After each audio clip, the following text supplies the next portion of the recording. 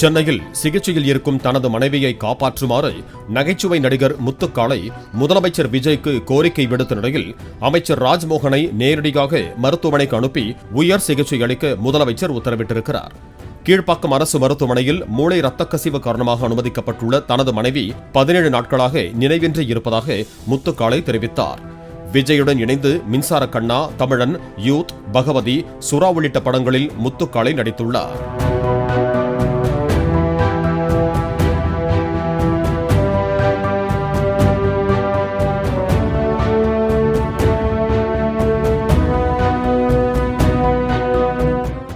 Play store மற்றும் app ஸ்டோரில் இருந்து பாலிமர் செயலியை QR கோடு மூலம் பதிவிறக்கம் செய்யுங்கள்.